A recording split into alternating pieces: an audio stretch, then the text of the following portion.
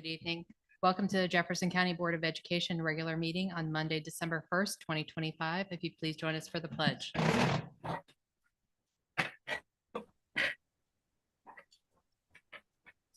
pledge allegiance to the flag of the United States of America, and to the republic for which it stands, one nation, under God, indivisible, liberty, and justice.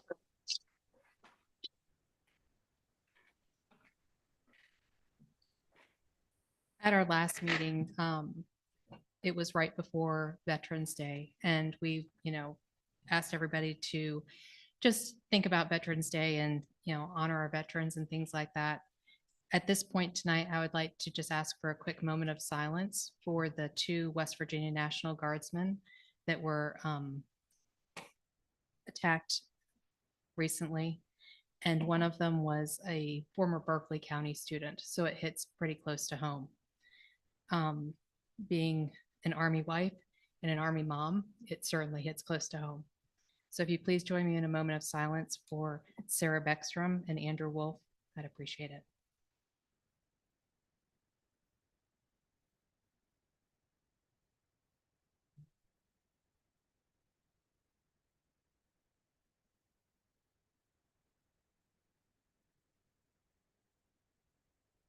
Thank you.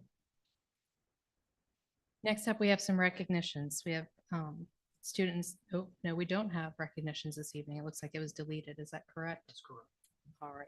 A scheduling conflict, so we're going to get those rescheduled. All right. So next we have the approval of the minutes. Is there a motion to approve the minutes from the regular board meeting held November 10th, 2025? Thank you, Ms. Bratton. Is there a second? Thank you, Ms. Robson. Any discussion? Hearing none, all in favor of the minutes from the regular board meeting held November 10th, 2025, say aye. Aye. Opposed? Thank you. Citizens' comments. We have first up is Donaldson Twyman. And just a reminder that speakers are limited to 3 minutes, and speakers shall not engage in negative or derogatory statements that use names or positions by which persons can be identified, please. Yes, sir. And give me just one moment to get the timer set here.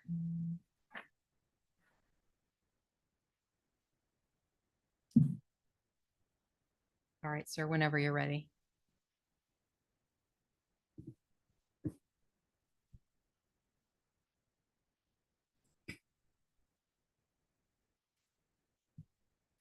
Good evening. How's everybody doing? I want to thank the board for allowing me the opportunity to provide a message in support of Principal Sybil Terry. My name is Donnie Twyman. I know some of you that don't know. I'm the president of the Jefferson County branch of the NAACP. I come here this evening representing not only the local branch of the NAACP, but also the state branch of the NAACP, the local Black Ministers Association, the Black Teachers Association, and all African-American voices in our community.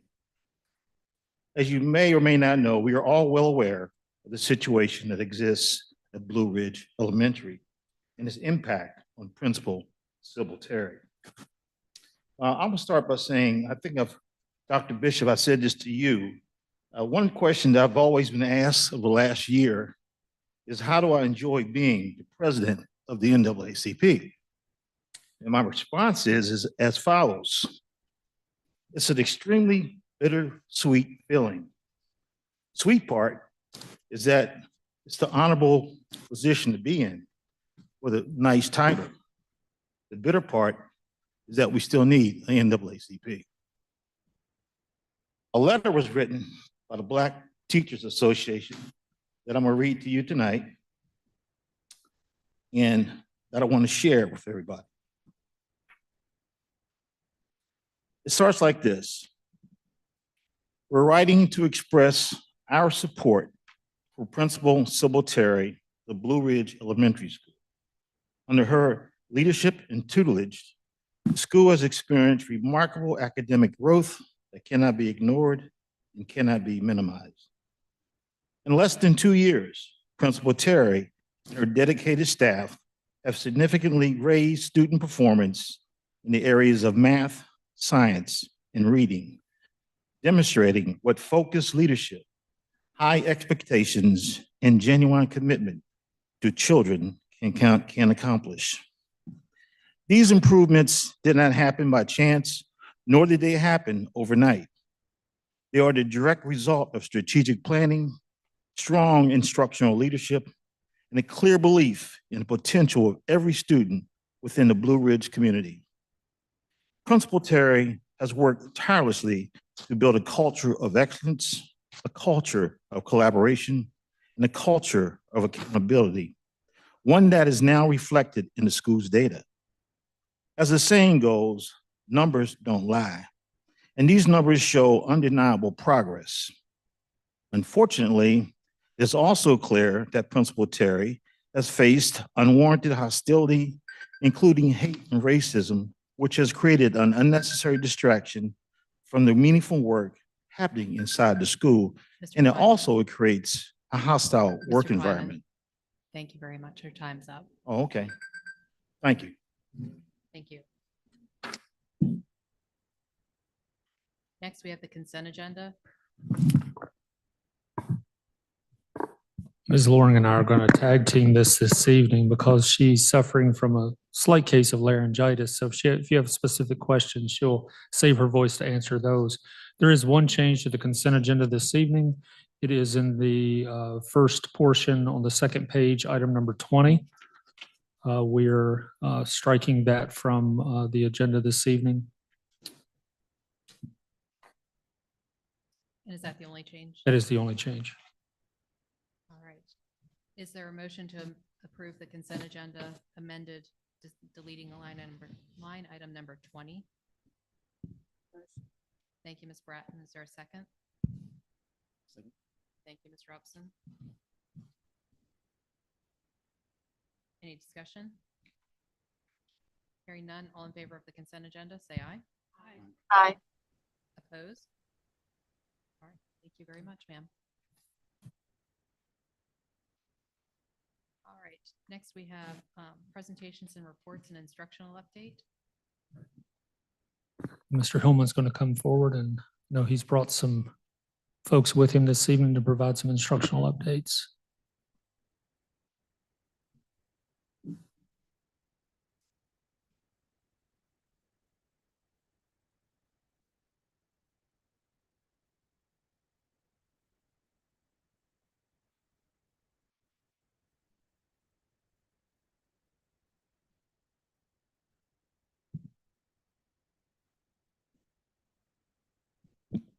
Evening.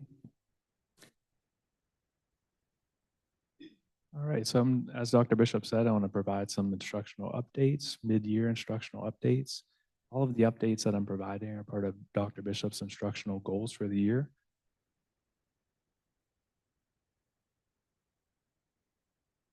So just an agenda really quick. We're going to go over community partnerships, higher education partnerships. Let me speak up a little bit. Okay.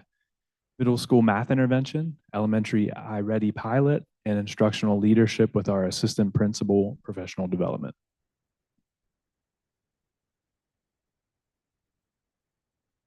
So first, I'm going to tackle community partnerships, and these are hands-on career-ready community partnerships. We've talked about these a little bit before in some past meetings, but the first one I want to mention is our MCOM program. Again, I mentioned this before. This is new this year. This takes place at our RISE building. This is our emergency dispatch program in conjunction with our county commission and our emergency communications department. So we're training our students to be dispatchers, and they have they're highly likely to be employed by our own Jefferson County Emergency Communications upon graduation. Next is our med-ed program, which we've talked about a lot. I just wanted to highlight that partnership with WVU Medicine, Blue Ridge Education Alliance, and the Steely Foundation. Mrs. Group and I were talking earlier for our med-ed. We do have, and she's going to mention this too, so sorry if I stole this, Mrs. Group, but we do have of our seniors that graduated from the med-ed program, we do have 100% of those that have gone into the healthcare field. Our welding program, that's not going to take place until the 27-28 school year, but we're setting it up right now. We're going to use Shepherd University. We went over and did a tour of the space over there. There's a lot of outfitting that needs to be done. but that's in partnership with the Steely Foundation, James Rumsey, and of course, Shepherd University. We're interested in that program because we can provide transportation to Shepherd University while our students are in the welding program. We can also send other students over there to take the dual credit courses such as math and English, all while using the same mode of transportation. So we're excited about that. And a program that we will have next year at the Rise building will be our plumbing program. I've mentioned that before. And that again is through support from the Steely Foundation, support from a local plumbing company, the Kidwell Plumbing Company, and our Jefferson County Maintenance Department. Mr. Silver and I had a brief conversation about as our students get to their senior year, possibly helping out with our maintenance department. That's sort of an internship. Next, I'm going to turn the microphone over to Jamie Ritzenthaler, Assistant Principal at Washington High School.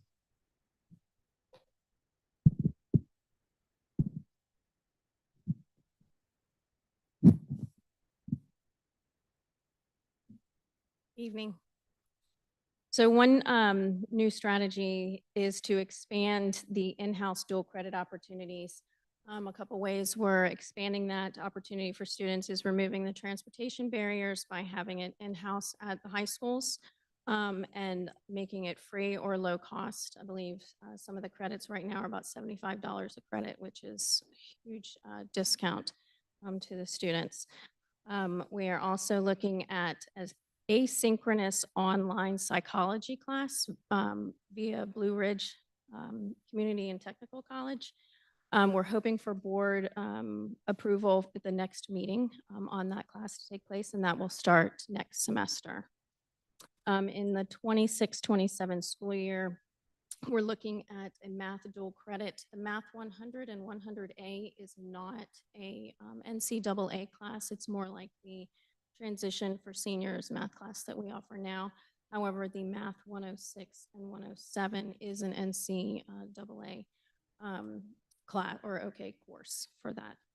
The seniors with the GPA of at least 2.5 can gain direct admission to Shepherd University, and so far we have 11 for Washington, and we anticipate quite a few more. We are also looking through through Fairmont State University, dual credit for chemistry and forensics, and then through West Virginia University, biology and chemistry. A couple benefits to that is students go into college with multiple credits, sometimes almost having their associate's degree already done when they go into college, and then they get the college experience of the courses before being on campus, so it's not a so much of a change for the students. And then the school benefit, being one of the ones that works on the master schedule, this would help the in-person classes in the high school be reduced in size if we can get those kids into those college classes for those credits.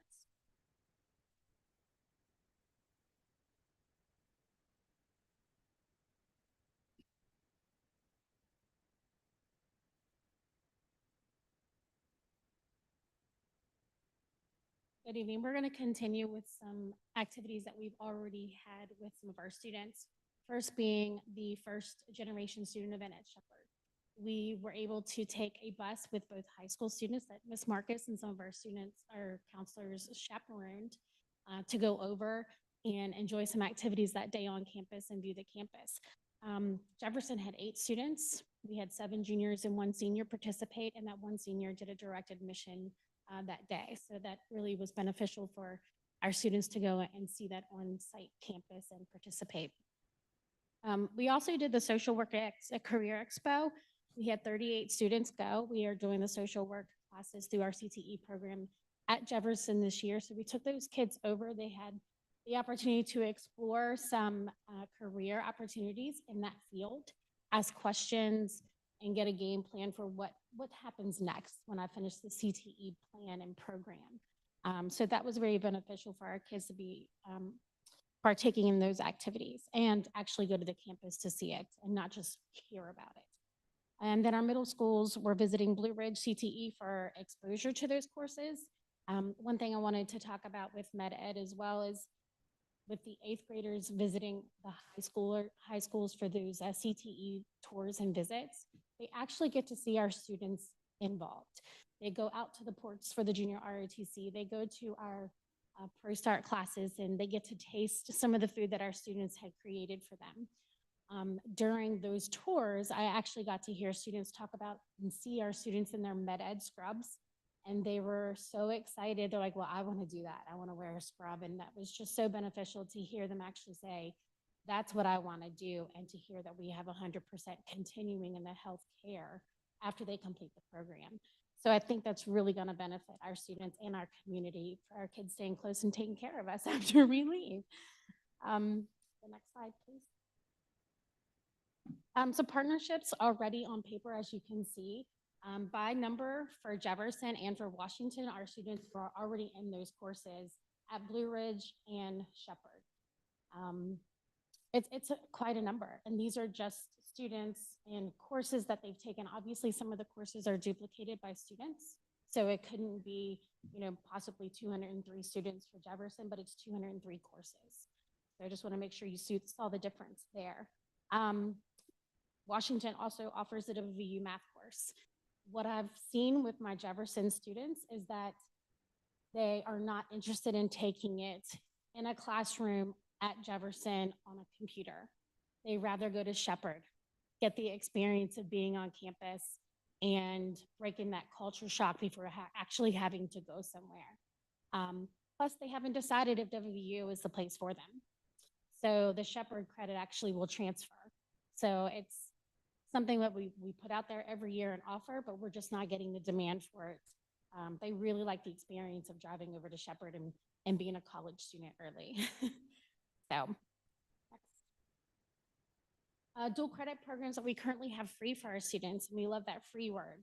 It gets them in the door and exposed to a lot of things such as the nursing, social work, grow your own, and STEAM. Going to Blue Ridge for the grow your own. I'd love to push that more because it brings it back into our building and back into our current field. So I would love to see that pushed a little bit more. Like Mr. Hillman said, 100% continuing that healthcare field really speaks volumes for that program because they're sticking with it. That is always a plus when you see the kids haven't changed their mind after going through some of the adventures of the rounds at the hospital. I have one little girl right now who's asking me if I'd like to be a test dummy for her to pull blood to tell me my blood type. And I'm like, absolutely, with a little bit of hesitation, but absolutely, I will do that for you. So when you say we give blood and sweat to our students, we do. So You didn't bring her tonight, did you? No, I didn't bring her tonight with me to do it here. Maybe we'll do an example of that later if that's something you want to see. But so I'm really excited to try that and do that for her. So she's really excited. So these are the things that we just want to show and let you know that it's working. And I think and I hope that we continue. So new this year, we've added the Shepherd's team and the cybersecurity. I think that will grow rapidly, especially knowing what our kids know with technology far more than what we do.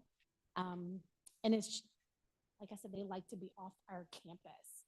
So that piece of being able to be a grown adult on their own really does sell. And so does, of course, the opportunity to do something free. Thank you.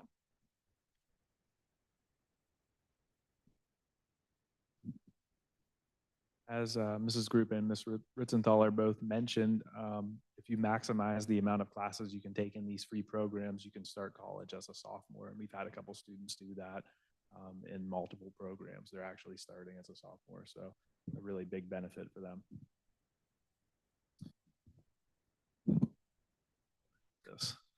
So the next topic that we're going to talk about is middle school math intervention in our ALEX program. So with me this evening are Anna-Mia Fennell, our interim middle school coordinator and middle school academic coach, instructional coach, and Shayna Bush, 7th grade math teacher at Harpers Ferry Middle and the West Virginia math teacher of the year, middle school math teacher of the year, excuse me. So just to introduce you to ALEX, it's computer adaptive learning and assessment that uses AI, and it's an online program. Help student learn grade level content and beyond. And it's used in conjunction with the student is learning in the classroom. So sometimes some of these programs are removed from what the students were learning in the classroom. This goes hand in hand with that and is part of our math textbook adoption series last school year.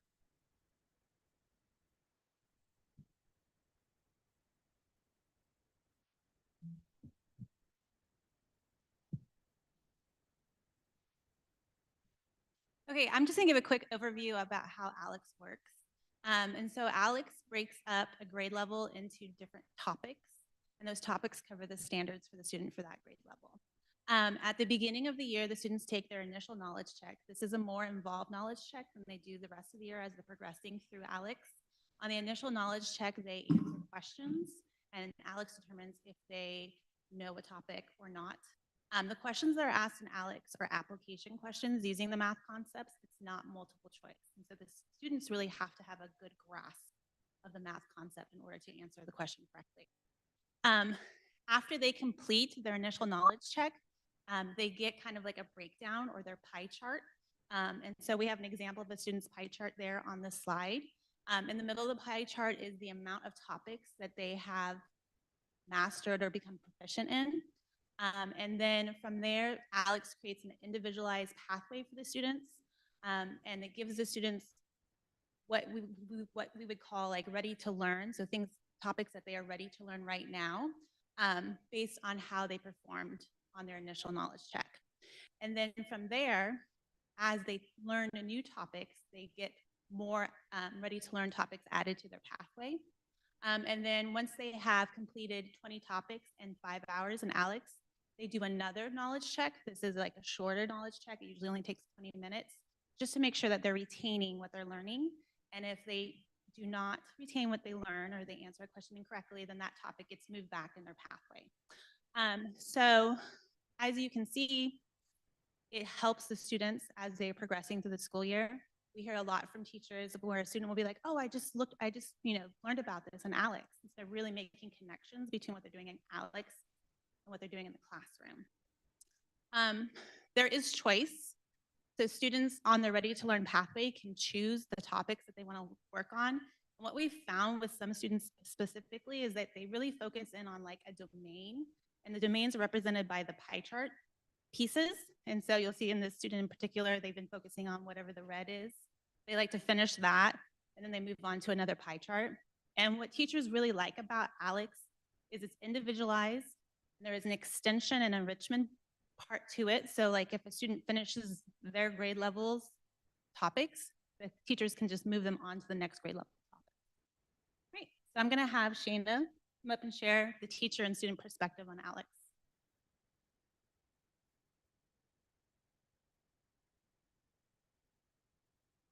All right, so good evening. What you're going to see here is the student view. So this is what a student sees when they first land on their Alex homepage. So they see that pie chart that Ms. Fennell was just talking about. It shows how many current topics they have. And then they have this guide on the side where it will say if the teacher has assigned them something in Alex. So teachers can create assignments based on what they are currently teaching that particular week in their classroom. So if they want students to practice a particular topic to go along with the standard that they're learning about, then the student will automatically see that assignment on the left-hand side. Otherwise, they'll click continue on their path. And then it'll take them to this page. At the very top, sort of in that scrolling fashion, those are the topics that Alex thinks the student is ready to learn. The student can then scroll along to the right to pick a topic that looks interesting to them. And Alex will give them a little preview, which is what you see down below on the bigger section. It'll give them a preview of what a question in that particular topic would look like. They can choose to start that topic, or if they click on the very top left-hand corner where it says ready to learn, there's a little drop-down arrow there. And then on the right-hand side of the screen, it will show students, it'll break down the Alex pie chart into those different math categories, and it'll show students how many topics they've already learned, and it'll show them how many topics that they are ready to learn in that particular area. So they can choose a specific math topic, math category, if they're looking for something specific. When I'm using it in my classroom, I often tell students to look for the topics that go along with what we're learning about in class. So even if I haven't assigned something to them in Alex, I'll suggest to them we're working on percent problems, go into the percent topics and see which ones you think would go hand in hand with what we're working on. That way they're getting it in Alex and they're also getting it with me as well. This shows another landing page for the students. So on the left-hand side, it shows them what percentage of the course they've completed along with a breakdown. So this is actually a Math 1 student in 8th grade. So it shows how many total topics are in that course, which I believe is 478. And then it shows them how many topics they've learned. It also gives them a breakdown of the week, which they can change the time frame that they're looking for. But this particular student, it shows them how many topics they learned this week, which was 11. And then it shows how many topics they've attempted. So they can start a topic, but maybe they're like, no, I want to hang on and come back to this one at a later time. So it'll show the student and also the teacher as well. It'll show them how many that they have attempted but not learned. And it gives the student some other information there as far as their growth on the left-hand side from that initial knowledge check that Ms. Fennell was telling you about. And then as they progress through the ALEX course, they'll take additional knowledge checks throughout the year. So it just continues to show the student how much they've grown from the start of the school year until that present moment.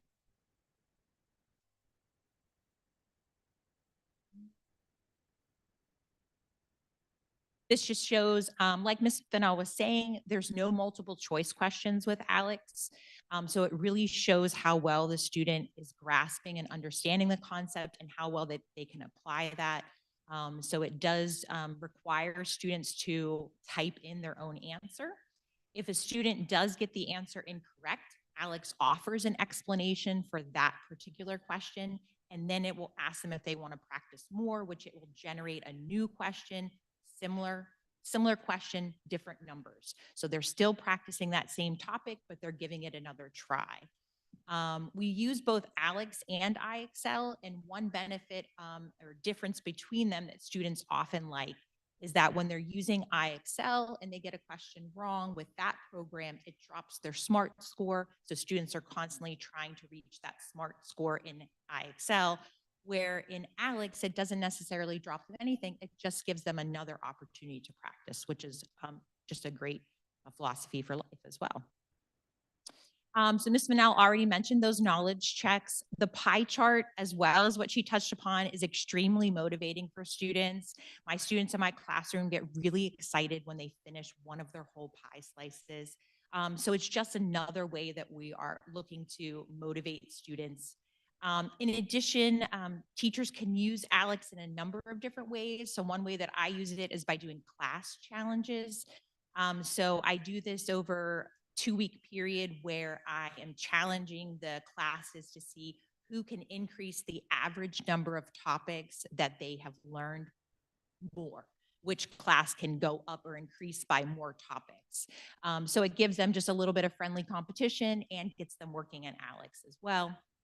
It's also motivating to students as well when they get to move to a new pathway. So when they come to the end of their grade level, that's not the end, they're done. They know that for that extension, that challenge, which some of our students do need, they can move on to the next grade level. But first, they do have to show mastery in all of the topics in their current grade level. And just a brief view, these are some of the teacher reports that it gives, which I love.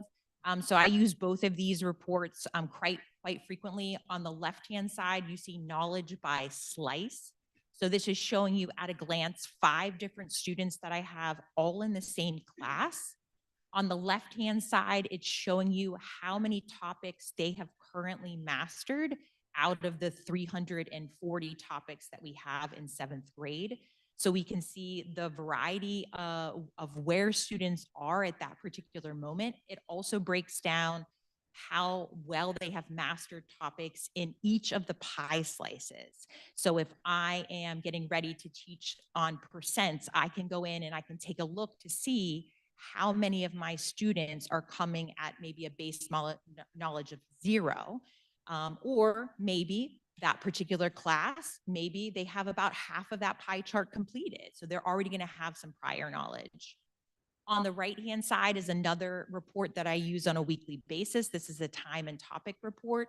So this is showing you at a glance 8 or 9 students there in that first column, it's showing you the total time that they've spent, but more importantly, below that, in the parentheses, with that first line, you see that that student has learned 20 topics, but they attempted 24. So it's showing me both how many they have learned in ALEX and how many that they attempted. It also breaks it down per day, so that I can see exactly when they are working, if it's during the school week or if they're working on the weekends, et cetera.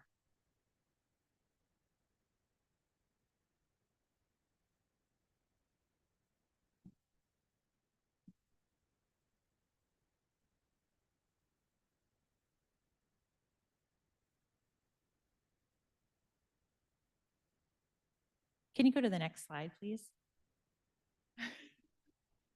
We use ALEX across all of our 4 middle schools, but these are just my particular observations. So this is very unique just to my students.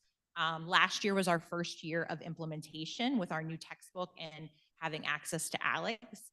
So what I did, being a math teacher, I'm very much a data person. So I really like to take a look at what the data is showing me for what my students accomplished.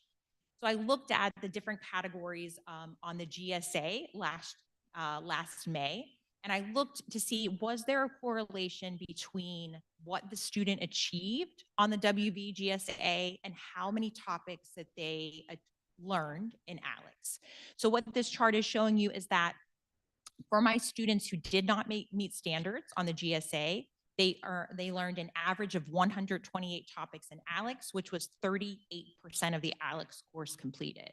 Those that partially met standards learned an average of 188 topics, and they completed 55% of the course. And those that met or exceeded standards learned on average 240 topics, which was 71% of the 7th grade ALEX course. So obviously, just being our first year, these are just my initial observations, but I was very excited by what I saw, knowing that ALEX is just one component or one piece of what I use in my classroom. So after this school year, when we take our WVGSA in May, I'll be able to gather that data again to see, does the data show the same correlation? So this year, I really put in more initiative, even more than I did last year, to see how far I can get students to reach in ALEX. Because what the data showed me last year was that those that reached further into our ALEX course were more successful. So we'll see what this year brings. Thank you.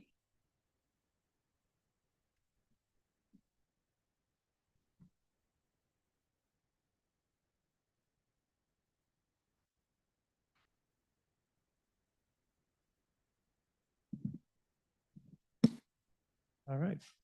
Next up, we're moving on to elementary, and we're going to talk about the iReady pilot, which we're using as an alternative to AimsWeb. And with me this evening, I have Mrs. Osborne, the principal of Driswood Elementary.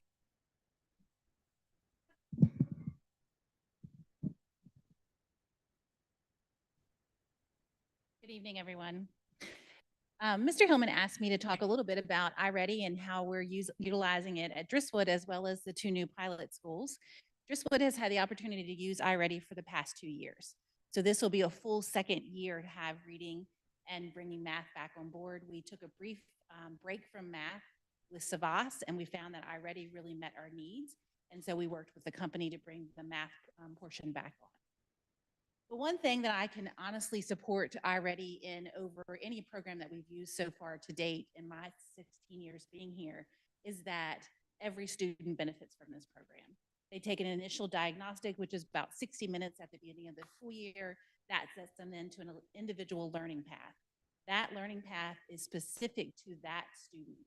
It allows them to participate in different activities that will remediate a misconception or it will enrich an opportunity.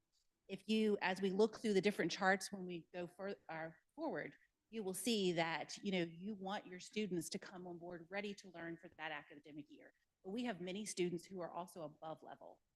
iReady provides an opportunity for each student to excel at their own rate. They set personalized goals.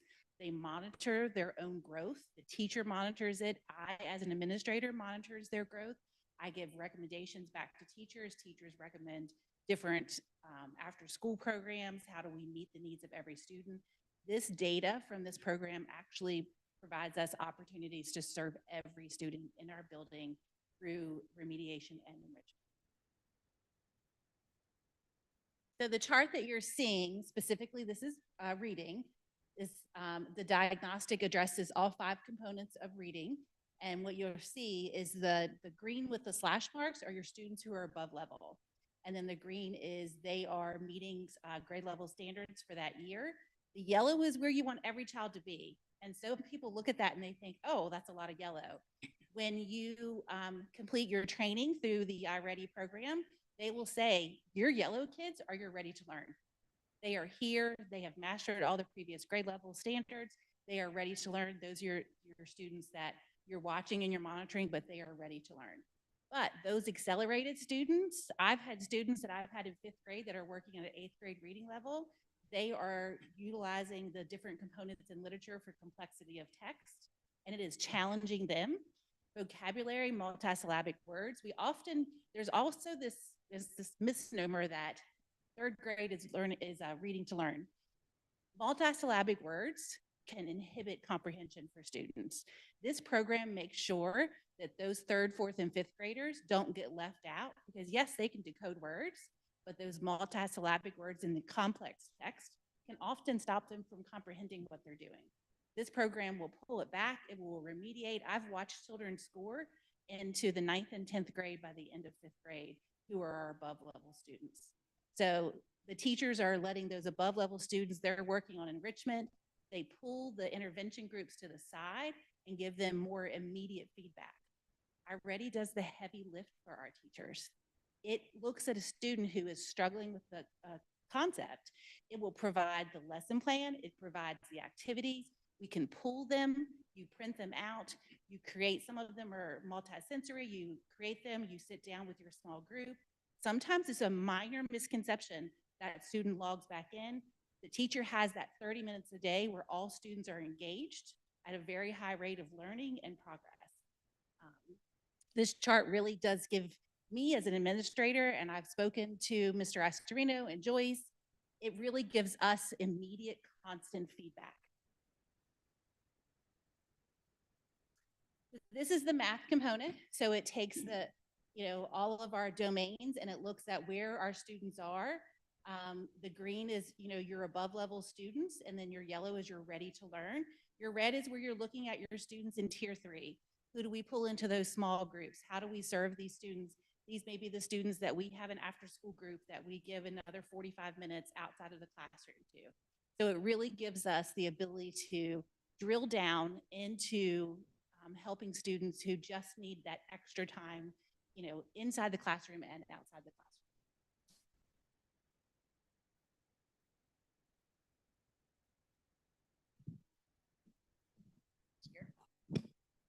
So this is showing the scaffolding that's available for teachers. So there's a lot of tools in this program that teachers can readily use. So we have a lot of long-term sub and brand new teachers that are coming into our building and starting. So this is an example of a 3rd grade reading standard in which the teacher has materials and lessons ready to go for that standard, as well as the student. This is the teacher toolbox. So this is another example of all of the different opportunities available that the teacher has at their disposal. So you can look at the different assessments, activities, small groups. It gives all of that information to the teacher that's right at their hands. And what complements that is when the students pull when the teachers pull the student's personalized learning pack, they can see it gives an actually itemized list of what standards progression is completed. And if a teacher says, oh, this child has a flag, so it actually sends them a flag and says, pull this child to remediate this concept. So then all of this is ready to go for them, like I said before, that big heavy lift. And the program very much mimics the GSA. We compared the data to our initial year benchmark for GSA and our initial year iReady, and it was very much similar to what we expected first. So how they format the program, how the program conceptualizes teaching the skill is very much mimicking, and the company's done the work to work with the GSA. So, This is just a sample scores that each school would receive and give, just like the other charts that we saw, we have the green with slash marks that are above grade level, the green that are at grade level, yellow ready to learn, and red. So this would be an example of what a school, an administrator, a coach could use for their PLCs, their data meetings. This would give a school snapshot of where they're at any point in time. So that's very useful information for administrators, coaches, and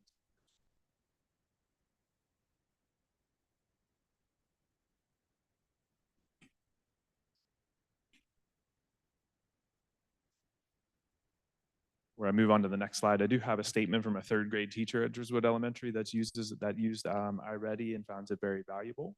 It's a valuable tool for me. This is from April Burkhammer, a third grade teacher, excuse me. Found it a very valuable tool for me as an educator. Each child in class is able to work at their own level of both reading and math, as we talked about tonight. Some students receive intervention while others are being challenged. Allows me time to pull students and provide in-person intervention. The reports I get from iReady let me know who is on task, who's doing well, and who is off task or struggling with the concept. I have access to remediation lessons in the iReady teacher toolbox that we showed you there.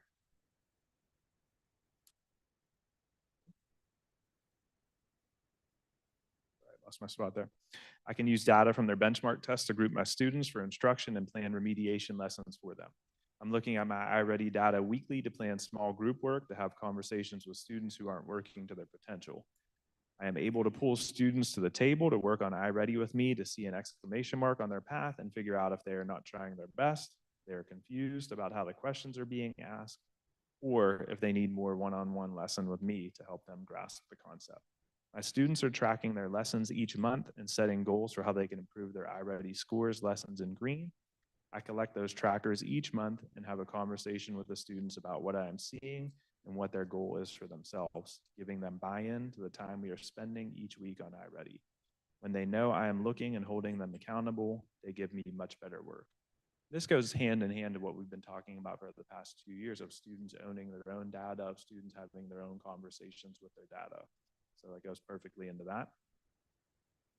And also a statement from Ms. Pesky, who is the instructional coach at North Jefferson, who is also piloting this. Data-driven instruction and data reports generated have been a valuable tool for helping teachers pinpoint specific areas of strength and weakness to guide planning for differentiated instruction. Adaptive, personalized instructional path, adjust to students' individual needs, as we've discussed, and progress tracking. Students can see and track their own progress, again, building confidence and accountability for the students. So that's iReady.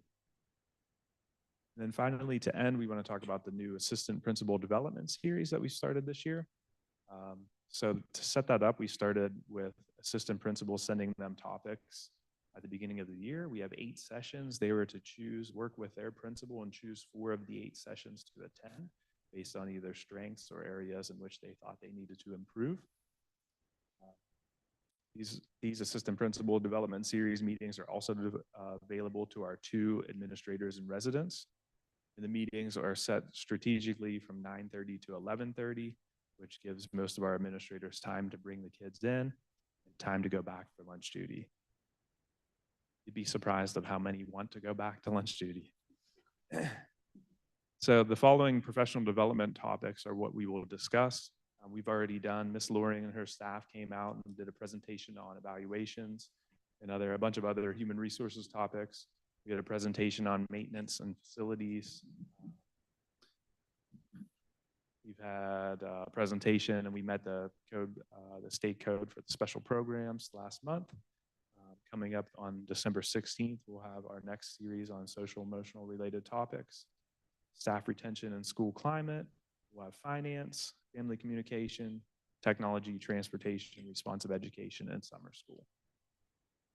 And then also just to add, all new assistant principals are provided a county-based mentor. In this school year, that would be 1. So just think about how unique that is. We only have 1 new assistant principal. So I think that just speaks to our retention and bringing back our administrators. This doesn't work, but the last slide says thank you. Anybody have any questions? I have some questions. Yes, ma'am.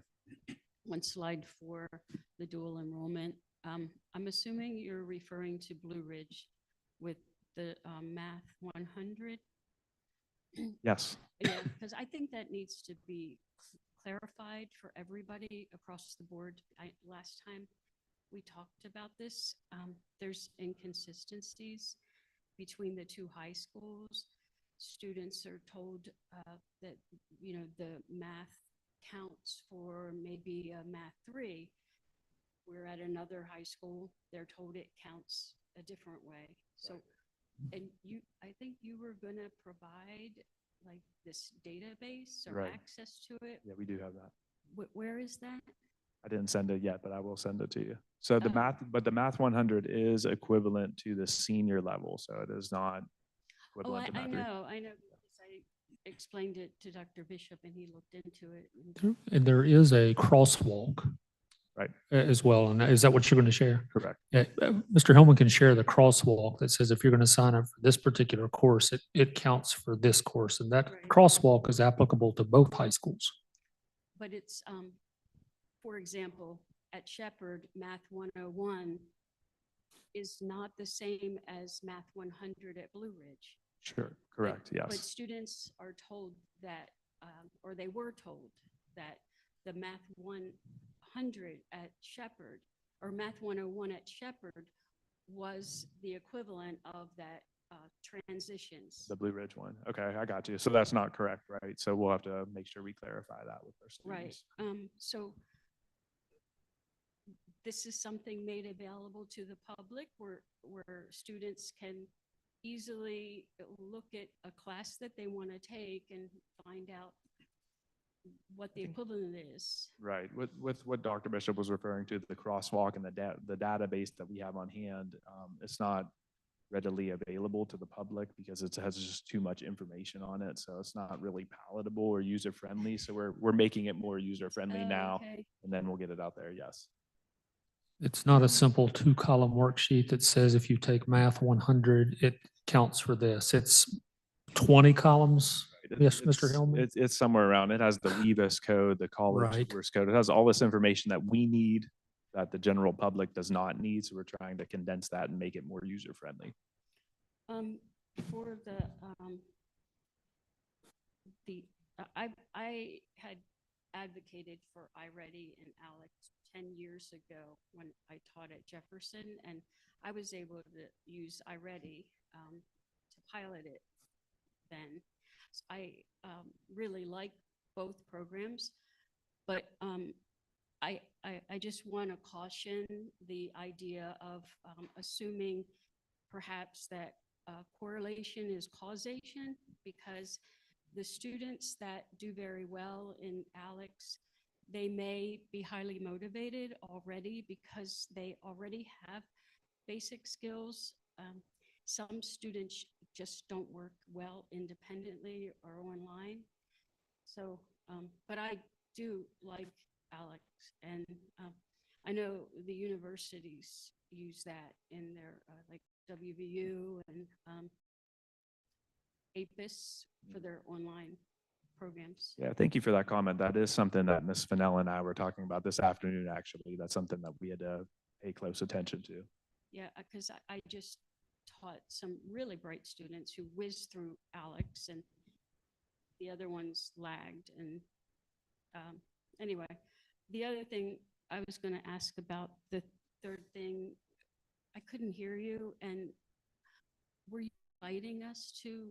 Yeah, I sent you an invitation to the next Assistant Principal Development Series, so you're more than welcome to attend. It's at the bus garage, and it'll also be available online. I don't know why I can't hear.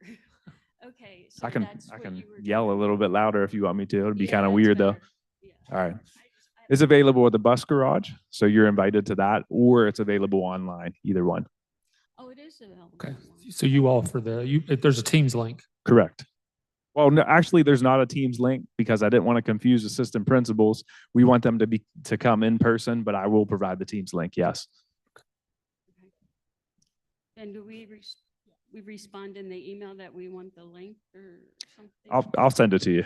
We can just send Okay. everybody the link. And, Mr. Hillman came to me, I don't know, months ago and asked about this AP series, and I gave him the green light to run with it. So it's turned out great so far. A nice training ground for our assistant principals, even if they don't want to be principals, to understand certain areas and departments maybe better than they currently do. So it's a great program, and he certainly kind of put it all together. So, I know Dr. Joy touched on Alex for high school, so that was my question. Are we going to eventually offer that to the high schools versus just middle school? To offer Alex to the high schools. This is a group.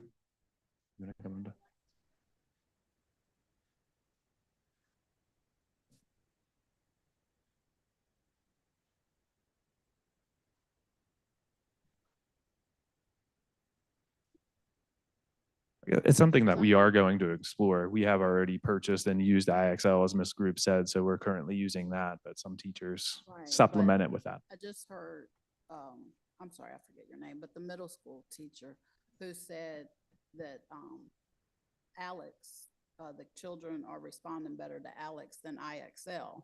So Right. I'm wondering, would we be bringing that to the high school? Because I know, well, I'm not gonna say I know, but here at Washington, they seem to use IXL. So would we be bringing that over as a change? Can't answer that definitively yet, but it's something that we're looking into for sure, yes. Okay. So I will say that I use both Alex and IXL, and there's pros and cons to both. So you're going to have students who love IXL that don't like Alex and vice versa. So there's always something positive for both. I wouldn't put all my eggs in one basket, so to say. Students can be motivated in a variety of reasons. But like Ms. Osborne was saying, like with these programs, it often does a lot of the heavy lifting for the teachers. But just to be clear, it is still the teacher in the classroom that is the huge motivator for our students. These programs would be nothing without the teacher in the classroom. Thank you. You may have already mentioned it in the presentation, but how long do you anticipate the iReady being piloted? This year. So as Ms. Osborne mentioned, she mentioned this is her second year. That was kind of in process when I got here 2.5 years ago. And I've allowed her to continue with it because Drizzwood has seen great success. There hasn't been a lot of comfort with Ames Web, which was chosen a few years ago. So this year we also piloted iReady at North Jefferson and Ranson. Ms. Ashworth at North Jefferson was a natural transition because she was using iReady in her former school division, so she already knew it. And then Mr. Astorino also was looking for something maybe a little bit different. So I've talked with all of our elementary principals in person about a possible transition to iReady. So we could be looking at that direction next year. I've talked to Mrs. Osborne about some training and overviews for her colleagues at the elementary school in case there's some discomfort and unfamiliarity with it. So it's certainly in the process of moving into place next year. I think it's also been a frequent topic of conversation at the county intervention meetings. A lot of the interventionists are sharing, the ones that work at the schools that are piloting it are sharing the success with iReady and kind of growing some excitement among the other schools. And the key to a lot of what was discussed tonight from middle school all the way down to elementary is personalized learning. You heard reference to that with Alex. You heard reference to it with iReady. We can also even look at our CTE programs and other partnerships that we've developed. Kids have some choice. They have some opportunity and items that they're interested in, they can pursue. So really, I guess if we wanted to put tonight's presentation in a bucket, it's about personalized learning and reaching every student. I just had a couple of quick questions, if I may. Yeah, go ahead. All right. It's the voice coming from the sky. I know the voice from above. Thanks for being patient with me while I have to be online tonight. Number one, the elementary school, I would say I love I like the fact that we do get the teacher feedback from that with Ms. Burkhammer and others. I would ask and maybe make the request that for the LSIC meetings, I think it might be a really good idea to take the data that mimics what was shown by Ms. Bush and just go ahead and duplicate that across the way so that we can actually see a one-to-one correlation for the staff members that, especially with Driftwood, they've had it for several years.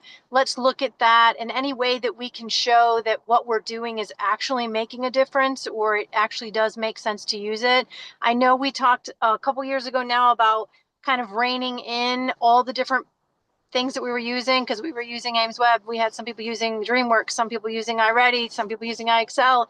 You know, it's very hard to decide what is actually working to increase student achievement numbers if we're using 4 or 5 different platforms. So I do like the idea. And I'm totally for the idea of saying, this is what we're using, period. Let's do the training on it, do some videos for teachers that are easily accessible on it and allow them to do that. And then that second piece, which we have to have, is then track the data. What are we actually seeing? Is it actually working? And to Dr. Joy's point, if we have those students, it's not working for, how do we fix that? To show that, and to Mrs. Bush's point, obviously, those great teachers in the classroom make all the difference. So maybe it comes down to, yes, this one classroom has the same number of students who have difficulty, but they're still getting the numbers. So how are they doing that in their teaching style, possibly? Different pedagogy they're using, things like that. So we can better extrapolate what we're looking at if we can all do the same thing. So I would say that at the elementary level and at the middle school level. And thank you to Ms. Bush for always diving into that. I've had firsthand experience with her as a teacher for my child, so I know she's just great at what she does. So I appreciate how much that makes a difference. And then at the high school level, I would say, thank you. I love the way that you guys are moving towards more of these dual enrollment. I would also mention it doesn't just allow you to possibly be a sophomore, but it also allows you, I know from now personal experience, a student then goes to college, obviously in state, because a lot of out of state doesn't take much of the AP classes. They do sometimes take the dual enrollment classes, depending on if it's private or not. But you can limit the number of credit hours. So if you're, instead of taking 21 credit hours a semester and being maxed out and exhausted, having difficulty really getting into that, you can take 12 to 15 max and still graduate in your 4 years, and take more if you want and get 2 or 3 minors. So you can spread yourself across and really enjoy dabbling into some different things. So that is the beauty of many of these dual enrollment classes. I love the biology chemistry opportunity. I hope that works out. That is a limitation, especially at Shepherd. It was hard to get into those classes. So you'd have that transfer credit. So to be able to explore those in other areas and other schools too, I think will be really, really helpful. So thank you guys so much for doing all of that. The last thing I would say at the high school level is this. The dual enrollment is important for the math piece. I'll say it again, like we really need to focus on, especially at that higher level math with those calculus. My own child did not have to take math in college because she'd already gotten the calculus credit. Other students I know that are there as well are in Calc 3 because they've already finished Calc 1 and 2 thanks to Miss Gottlieb. We know Miss Gottlieb is now gone, but even though we may have another teacher teaching it, obviously she was able to get the return on investment for passing that AP exam. So if we can make sure that we either, you know, we need to have the same content standards, the way she taught the content standards that gets the results, or we need to see the data of this other teacher taught that class and this is how many people passed that AP exam. If they did not pass the AP exam, then we really don't need to know how they're teaching it. We need to know how the teacher is who gets the kids who pass the exam. How are you teaching it? If it means we need to call them back in and get those videos made so that a new teacher has a couple of years to learn how to teach those standards.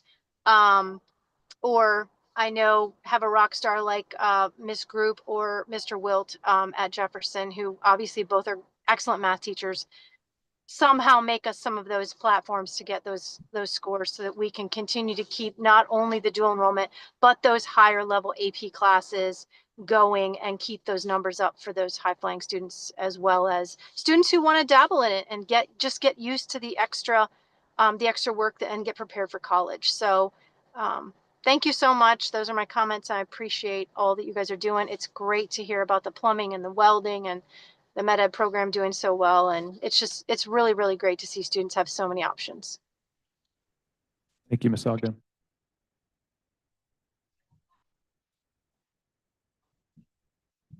All right.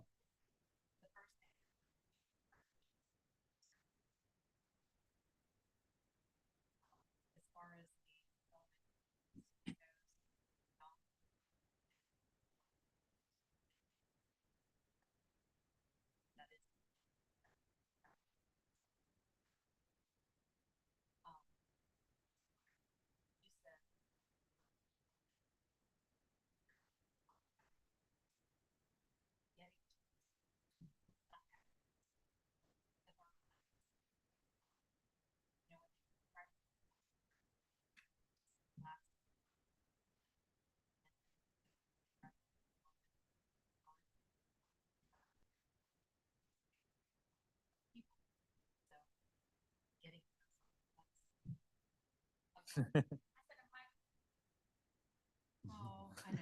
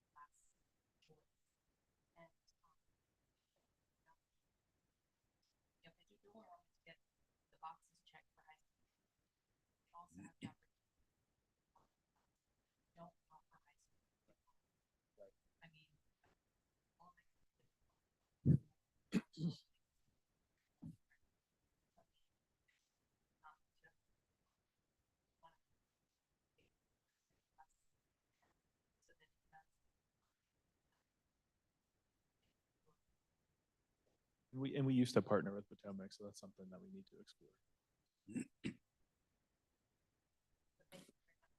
You're welcome.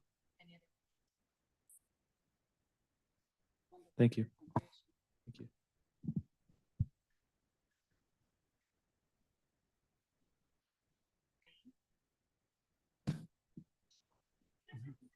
You find me.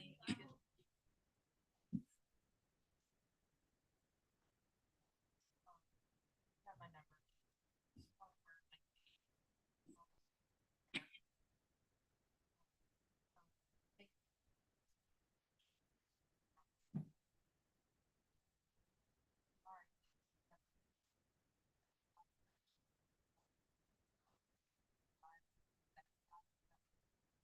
Yes, these were put out after your action at the last meeting for comments. None were received, and the request this evening is to approve these as presented.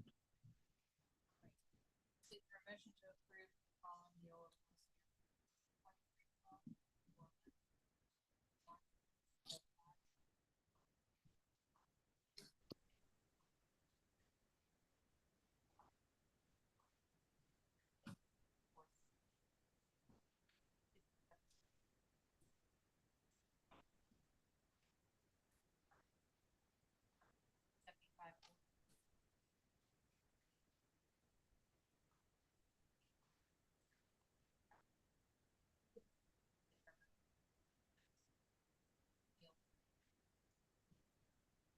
Motion. Thank you, Ms. Pratt. Is there a second? Second. Thank you. Any discussion? Hearing none, all in favor?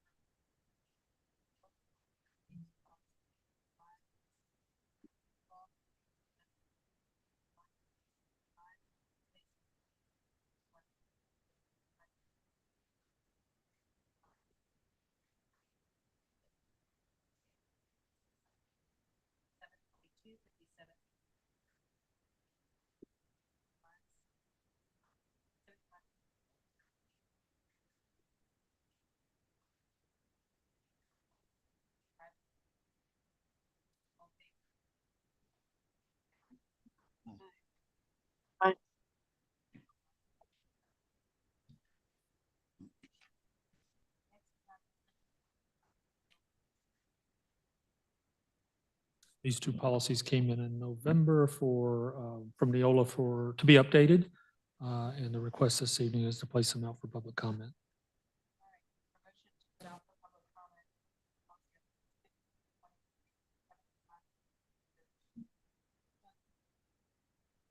So moved.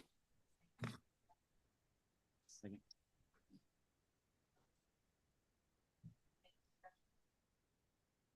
All in favor of putting out Neola policy?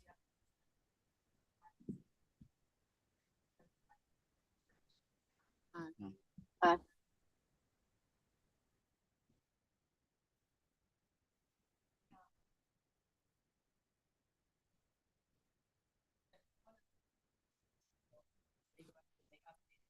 Correct. Mhm. Correct, and just technical adjustments.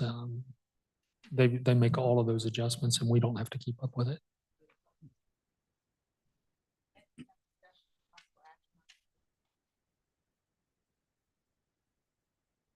Ms. White? Yes. Good evening, everyone. So I come before you this evening to discuss a proposed easement, and I'm probably not pronouncing this right, but it's Alharmouche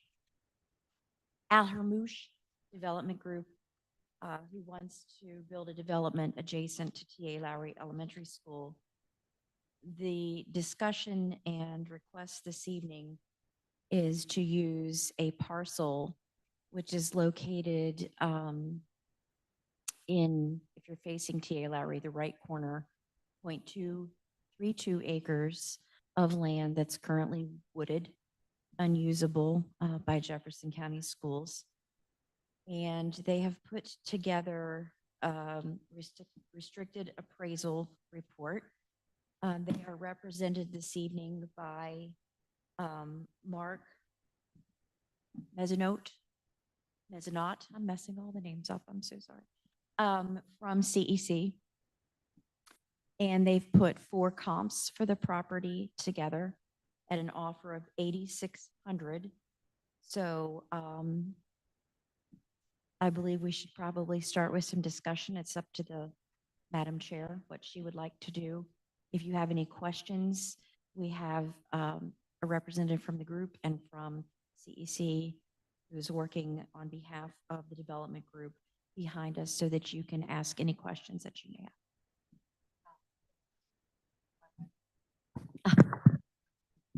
Let's get your mic. There we go. That's better. All right. I'll let you take the lead, Madam Chair. In the packet, it showed where the land was and a lot of information on appraisals and things like that. But one thing I was, it didn't really show what was going to happen with that parcel of land. If Right. they wouldn't mind coming up and just explaining Yes, what it is you're trying to do, I think that would they can be- explain it. I believe they want to obtain it for the DOH for road improvements, but I'll let Mark take the mic and you may ask questions. Okay, thank you, ma'am.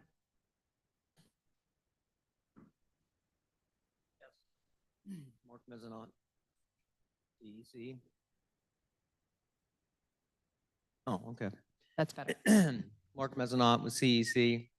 Basically, the development is going to fix the severe turn that is on Shenandoah Junction. Basically, it's kind of a backwards turn there.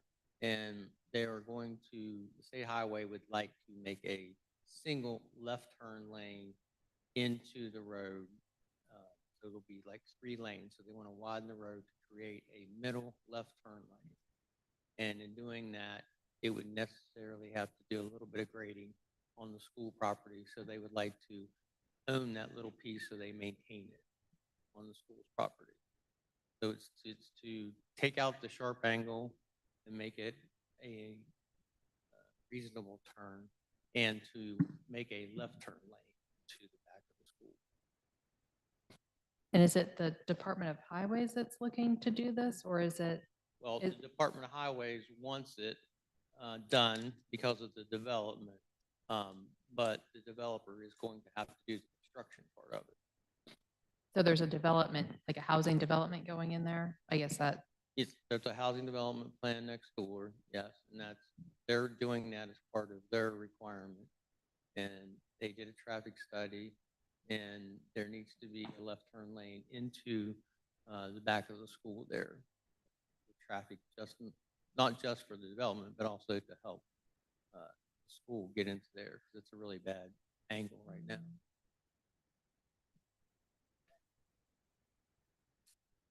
So much like the school system, just a little background, when we build schools, we have to do traffic studies, which we pay for as a school system. And then we're considered to be like the developer, much like they are, in that we pay for, we try to obtain the land, and then if necessary, if it's not ours, and then we pay for any improvements as a developer would. So if that helps clear that a little bit, he's trying to obtain the land because subsequently the developer will pay for that left-hand turn lane, unless I'm mistaken. You know, that's what developers do in West Virginia. So just to explain kind of the route.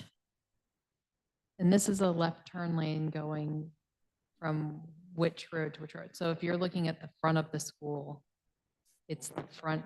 Can I just show you? Well, I saw the maps in our packet. But I'm just trying to make sure that we all understand exactly.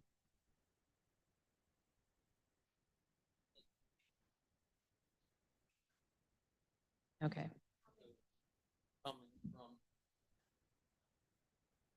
So the will help improve that to be like a 90 degree instead of, right now it's a back angle. So it will make it a 90, Warm Springs will now come in at 90 degree. And they're making a turning lane on Shenandoah Junction to turn in there. So it's a lot safer. Okay, so we have the frontage road, and if I turn off of the frontage road into the front of T.A. Lowry School, and then that next left-hand turn is the road that you're saying Right. It's not going to be a backwards turn, it's going to be a softer turn. Yes, we're making a 90 degree turn in there. Yes, right before the Little Hill. Yeah, I just want to make sure everybody understands exactly where it is. I mean, I saw on the map the little wooded area that you're referring to. It's the land will go to the Division of Highways, and it's not going to the developer. So it's going to the Highways Department so they can maintain the main road, Shenandoah Junction.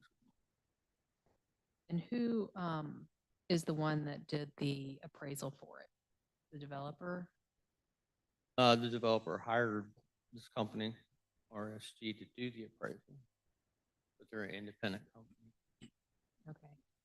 Because one thing I noticed with the appraisal is that, and I happen to be a real estate broker, so I understand a little bit, but the 3 out of the 4 comps that they used were up on the mountain as far as trying to get land costs, and they were considered, rural residential properties. This property that you're talking about is right off of, Route 9 in a growth area is what it's designated as. And I'm trying to understand how those are comparable price-wise. I'm not sure I can answer for that company, but I would think they were looking at it being wooded and not usable. So they were comparing it to something else that would be wooded, not usable, not so much the area. Is it that it's not useful or it's not used? Why is it not useful? It's on there's a slope there, and it's also wooded. I mean, you'd have It's to also fill what? wooded and a slope coming. Shenandoah Junction's higher elevation than the school's property at that location. I mean, not that you couldn't use it, but I mean, it would take a lot of work to use that little piece of land. It's 10,000 square feet. I think this is, you're saying this is the equivalent of like a $37,000 per acre. Is that correct? This number, this is a percentage of that. I'd have to look it up. It's something like that. He quoted, and then he took a percentage of it. Only because it's only 10,000 square feet. Yeah, I just got access to this tonight, so I haven't had a chance to look at everything. I did calculate the 37,000, but I know that Shenandoah Junction has the highest value in, I think, the state for property. So I need to know more about the how much it is per acre, the going rate, because I don't know. Do you know, Miss White, what?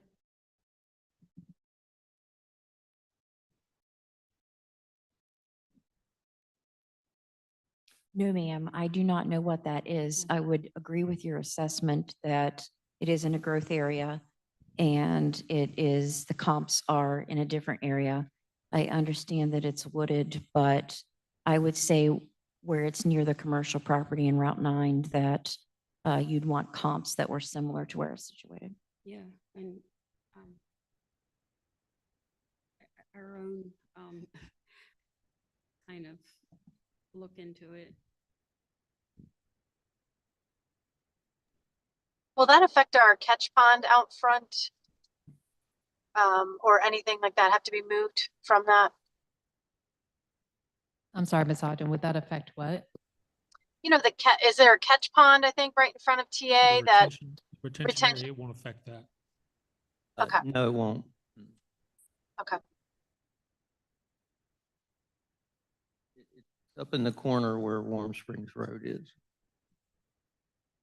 I have another question about the traffic study that was done. I know it was done for the development itself, but does it reference the school at all? I mean, I just don't want to make a mess in front of the school.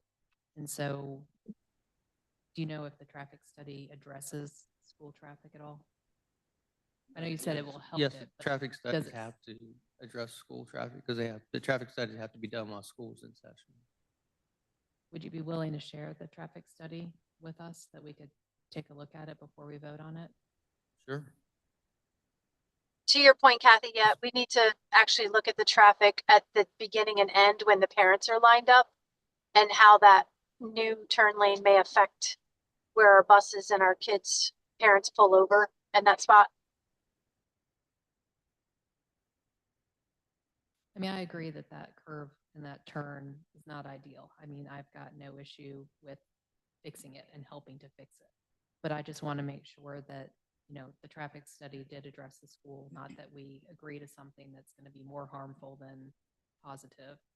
And then the second thing is just the value of the land. I think it's, you know, slightly undervalued, and, you know, we're stewards of the taxpayer dollars. And so we can't, you know, just sell land for less than what it's worth.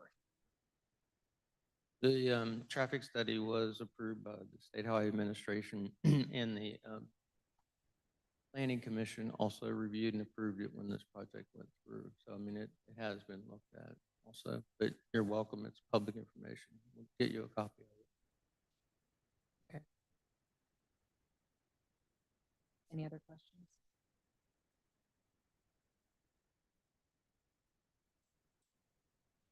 If we could put it on the next agenda, if we could get, you know, the information. I mean, you obviously have the traffic study. So if you could Right, get and if to you, us. I mean, if you have any other questions, since you just saw the report, I mean, if you could let us know ahead of time, we could get some answers for you. Or if necessary, have the company come that did it, the appraisal. Like I said, the only other issue I had are the comps, you know, taking them from up on the, even though it's unusable land, it's a different category of unusable land. That would be my only true concern. Will that be enough time for you to get the new comps for the next meeting, or should we plan it for the meeting after? I'm sure you want to get this done as soon as humanly possible. Is that correct? Yes. You'll be able to Yeah. accommodate and get the new comps. Okay, just want to make sure. Okay. 2 weeks. Well, the from traffic tonight. study's already done, so it wouldn't, you'd be able to send that right over. My question is this about the money more than it, because seems to be a safety issue at this point. Somebody looking at it, I don't drive this road, so I don't know, but I can see you nodding your heads a little bit about, it's not ideal the way it is now.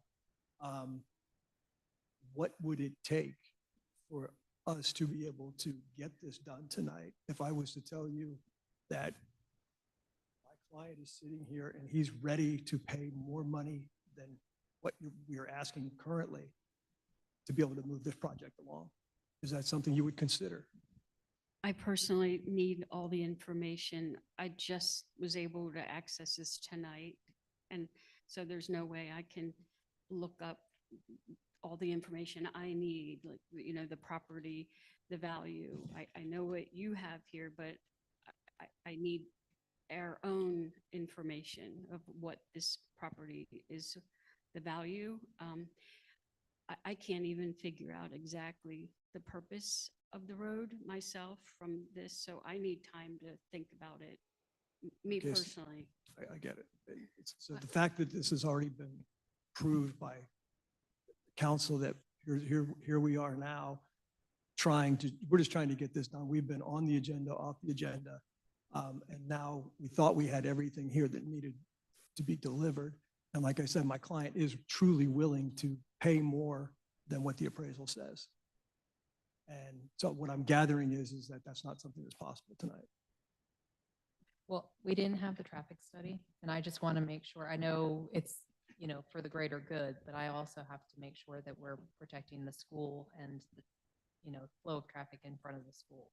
So, I don't mind if we could take a look at that now. I mean, I don't mind doing that. I don't know if Dr. Joy would agree with that, but my bigger issue is the, financial side, where the comps I don't think are accurate. Unfortunately, we don't have the traffic study with us, so we couldn't address that. If we don't have the traffic study with us. I just want to know, is there the water and sewage that I'm just curious. That's in a for different, this housing development? Is the that- water and sewer is in a different location and has nothing to do with this request today. Yeah, I was just curious though, just about the impact on the school. How far away? There is an additional easement that is going to be asked for, but that's not what we're here to talk about today. We're just talking about the traffic and getting being able to procure this so we can get it to the state so they can do what they need to do, because their schedule is probably more difficult than everybody's here. So they're going to put this on a schedule. It's not going to be done tomorrow, the next day, or probably within months. Might be years before it gets done. What, the traffic study? No, the actual improvements that are made. Okay, so can you come back on December the 15th with the traffic study, and we should have the amount of the land at that point too, Ms. Wayne? Correct. We can do that as well. So we'll get the traffic study to you. We'll be back on the agenda for the 15th. Is that going to work? Yes, sir, but don't wait until the 15th to get us a traffic study. Get it. We actually have it, so we can get it to you right away. Okay. And is there anything else that we might need for that you can think of? I know you'll have other questions about that. That's fine. Is there anything else we would need to provide, you think? I think just getting eyes on the traffic study, and then just a few more reasonable comps instead of up on the mountain comps. Okay. And you're gonna ask us for another easement? Is that what you said? Correct, in the future. This same property area? Correct. Not in the same location, no. So it's adjacent to the school. And with that, that's just putting a water. That's water and sewer line in. It's but not that's actually taking the land. Not taking the land. That's a water sewer easement, not something we're doing. I'm just wondering how close it's gonna be, if it's gonna impact the water and sewage for the school. We just have trouble with our water and sewage, so. That would be something we can't address that this No, evening. I mean, because of these wells and things. So you're gonna have a well and, We'll have whatever's required by oh, you will? public water. That's what I was wondering. Okay, so you might be having a water go through. That would be the easement to have the water come through there? Is that what that is? The Water Authority has asked us to place a hookup, so this would be a secondary hookup to the school. So they want us to run the water line to the school property around the back. But it would not be during school in session. This would be something that would be done in the summertime. And then the sewer easement is in behind the ball fields. It's in behind the ball field fences. It's not into school, usable school property that you're using right now. And these are Okay. just easements. Okay, thank you. Dr. Bishop, if you could just put this on the agenda for the 15th. And sorry for not being able to make a decision tonight, but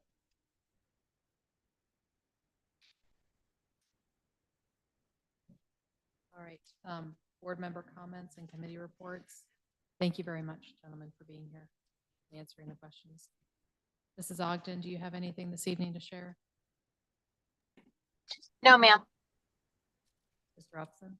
Ms. Mhm. Bratton? Dr. Joy? Yes, Epic was canceled this month. I wanted to congratulate the Jefferson High School football team and Coach Hunter. They went to the semifinals, the first time ever. And but I really want to acknowledge Coach Hunter and the amazing job that he did throughout this whole experience that he led the students, the football players through. I saw a local newscast where somebody had recorded Coach Hunter talking to the football players after they didn't make it to the next round. And he was very professional and just, he did an amazing job. So I wanted to recognize that. And I think there might be a snow. Did we get a snow delay? Before we Oh, go into that, I got a text or something. Dr. Bishop was before going to we go address into that. that, can I just say, piggyback off of Dr. Joy to say that Coach Hunter is actually EPAC Coach of the Year. So congratulations to him. And also piggyback off the fact that Jefferson High School did a great job. Congratulations on going further than any team has gone at Jefferson High School. So very good. All right. Dr. Bishop, did you have any comments this evening?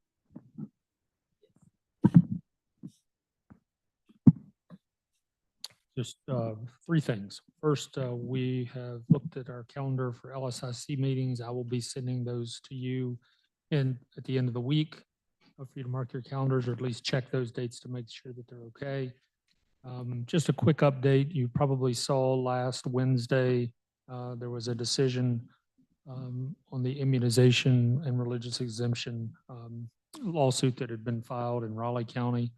That Raleigh County and the West Virginia Department of Education were enjoined, which means that religious exemptions, I'll put it in a nutshell, religious exemptions are available right now.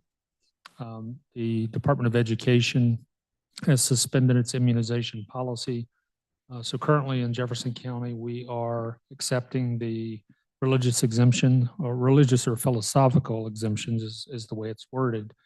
And in order to get that done, a family would have to go through the Public Bureau of Health to receive the religious exemption, and they'd present that to the school to re-enroll or to enroll initially. So we've worked with our attorneys, made sure that we're on solid ground, and we are. And then 2-hour delay tomorrow. We have a pending snowstorm that's going to come through, and the timing of that snowstorm is going to put us early hours of the morning. We were planning to talk at 4 a.m., but we'll just go ahead and call that this evening. That'll give our maintenance staff time to salt sidewalks and parking lots if needed, and get buses on the road safely and get our students to school safely. So 2-hour delay tomorrow. That's all I have.